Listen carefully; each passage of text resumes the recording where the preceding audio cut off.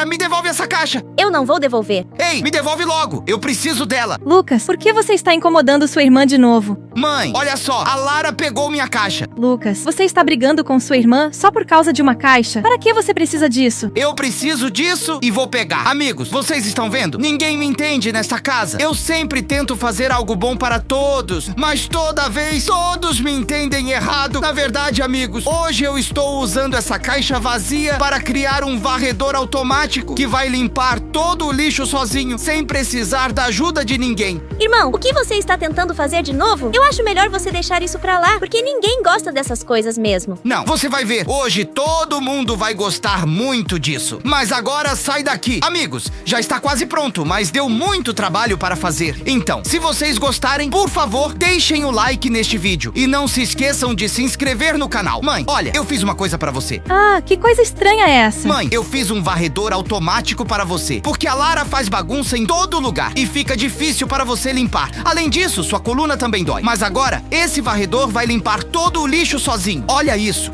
Uau, você realmente fez algo incrível. Tenho muito orgulho de você, meu filho. Você é muito inteligente.